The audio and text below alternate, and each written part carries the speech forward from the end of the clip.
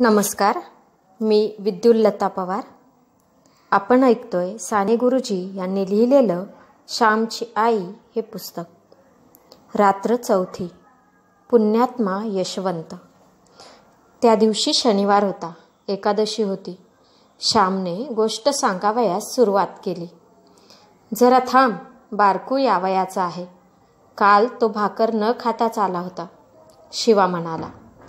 तो पहा आलाच. ये बारकू ये, माझ्याजवळ बस, असे म्हणून गोविंदाने बारकूस आपल्याजवळ बसविले. श्याम सांगू लागला. ते पावसाळ्याचे दिवस होते.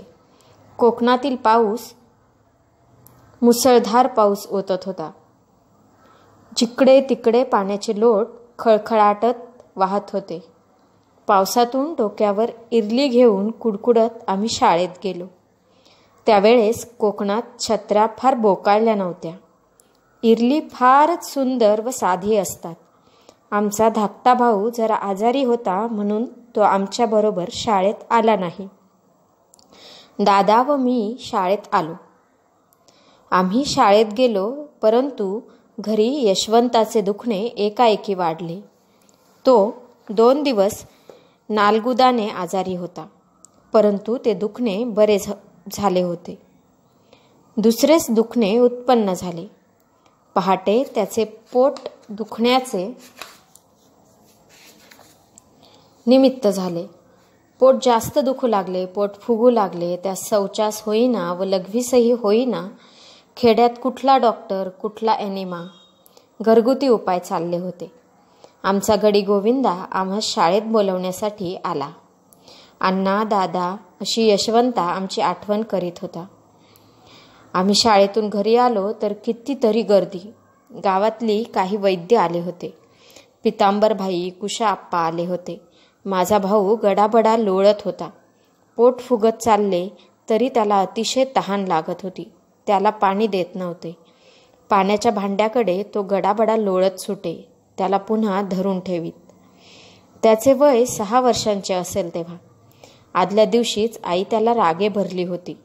अंगणात चण्याची डाळ वाळत घातली होती. शेळी येऊन डाळ खाऊ लागली तर यशवंताने ती हाकलली. शेळीने तोंड घालून डाळ उडवली होती. ती तो सारखी करत होता. गोळा करून ठेवीत होता. इतक्यात आजीने पाहिले व म्हणाली, डाळ खातोस का रे चोरा? आणि कळू नये म्हणून नीट सारखी करून ठेवतो आहेस वाटते. बराच किरे आहेस? नाही ग आजी, मी नव्हतो खात. उगीच आपला माझ्यावर आळ. रडकुंडीला येऊन यशवंता म्हणाला. घरात आई सांधे दुखण्याने त्यावेळेस आजारी होती. तिला चालता येत नसे. ती फार अशक्त झाली होती. खोलीत पडलेली असे. यशवंत आत आईजवळ गेला तो आईही त्याला रागे भरली. डाळ खात होतास का रे? कितीदा सांगितले वस्तूस हात लावू नये म्हणून. आई, मी देवाशपथ नाही हो खाल्ली डाळ. का सारेजण मला बोलता? असे म्हणत यशवंता बाहेर गेला व कळंब्याखाली रडत बसला. आदल्या दिवशीचा तो प्रकार, परंतु आता तर यशवंता मरणाच्या दारी पडला होता. सत्याची परीक्षा मरणाच्या दरबारात होत असते. यशवंता निकाल मागण्यासाठी का देवाकडे निघाला? इतके का त्याच्या मनास ते लागले? यशवंत वाचणार नाही असे वाटले. 9च्या सुमारास तर जास्तच झाले दुखणे. आई, मला ठेवा, तो क्षीण आवाजात म्हणाला. माझ्याजवळच आहेस बाळ तू, आई म्हणाली. अशक्त व आजारी आईने मरणोन्मुख यशवंताचे डोके मांडीवर घेतले होते. तिच्या डोळ्यात पाणी आले होते. आई, माझे डोके खाली ठेव हो, तुझी मांडी दुखेल, तुझे सांधे दुखतात, यशवंत खोल आवाजात म्हणाला. आईचे हृदय गहिवरले. नाही हो बाळ दुखत सांधे, मला काही होत नाही. मुलाच्या दुखण्यापुढं आईचे दुखणे टिकत नाही हो. मुलाला बरे करण्यासाठी आईच्या अंगात नसलेली शक्ती येते. माझी मांडी नाही हो दुखत, तुलाच ही माझ्या मांडीचे हाडे खुपत असतील, आई म्हणाली. आईकडे शेवटच्या प्रेमळ दृष्टीने बघत तिचा हात हातात घेऊन यशवंत म्हणाला, आई, तू आपली माझ्याजवळ बस, म्हणजे पुरे. तू जवळ असली म्हणजे झाले. यशवंताचा एक एक शब्द आईच्या व आम्हा सर्वांच्या हृदयास घरे पाडत होता. आईला आदल्या दिवशीची आठवण झाली. भरून आले तिचे डोळे, भरून आला ऊर. तिने एकदम त्या मरणोन्मुख बाळाचे चुंबन घेतले. त्या म्लान होणाऱ्या मुखकमलावर अश्रुसिंचन केले. ते पहा, प्रेमळ डोळे यशवंताने उघडले व आईकडे परमभक्तीने व प्रेमाने त्याने पाहिले.